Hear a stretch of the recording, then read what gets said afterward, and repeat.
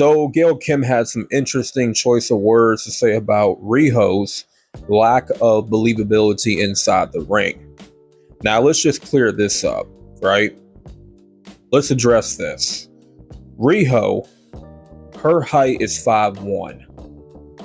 She's also weighs currently at 99 pounds. So right then and there, that should tell you all you need to know about Riho's stature, her lack of believability in the ring.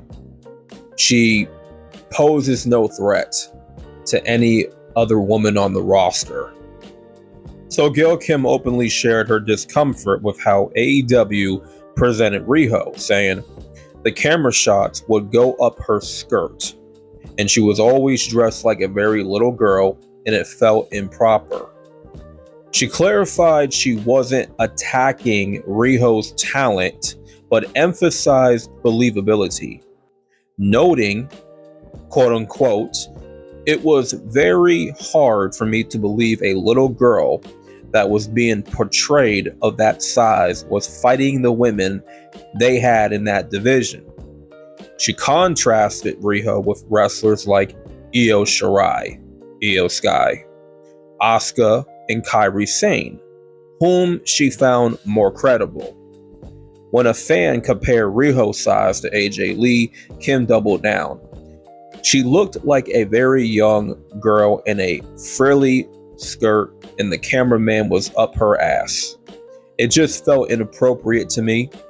She later added, I'm not going to comment on the Riho thing again. It was more than about her size.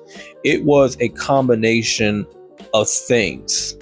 Now, this is where Kenny Omega has to butt his head in this business and get himself involved, right? He had been long associated with Riho's career, right? He's the one that got her to America, brought her into AEW. So there's definitely a connection between Riho and Kenny Omega. So obviously Kenny Omega felt the need to stand up for his girl. But he did it in a very messy way. He didn't do it in a way that was respectable for a man. He did it in a very dishonorable way, if you ask me, right? So he had a lot to say to Gail Kim. He fired back with sarcasm, writing, quote unquote, another day and another legend doing the splits on it for the yearly TKO gift basket. I don't think Kenny Omega should have got involved and tried to defend Riho. I don't think it was necessary to do all that, because Gail Kim was speaking from a place of her size, that she's not believable when she's in the ring with other women that are half her size, that are bigger than her, stronger than her. She's a little girl in that ring, and she can be easily squashed like a bug.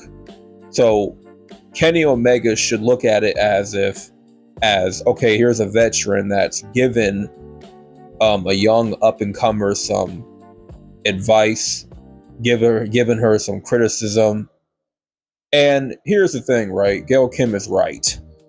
Okay, she's absolutely 100% correct for what she said about Riho, and the criticism was on point. Now, according to Cage Side Seats, she won't be apologizing for Riho's criticism. Laughs at Kenny Omega's very derogatory response, right? So she went on to say, but even what he said, though, was very derogatory in my mind. He was probably reading things online and believing the AEW fans who twisted all the messaging. That's my opinion. I don't know. Maybe he did read my original answer, but to say I do the splits, I didn't even know what that meant at first. I'm like, what do you mean that I do the splits for TKO? I'm like, what is he talking about? As she's laughing. So Gail, she was trying to clarify her criticism of Riho by saying it was based off one match she watched from the very early when AEW just started. And mind you, right, when AEW first started, um, who was a little bit of trivia for you guys? Who was the first AEW Women's World Champion? Lo and behold, it was Riho. Riho was the first AEW Women's World Champion.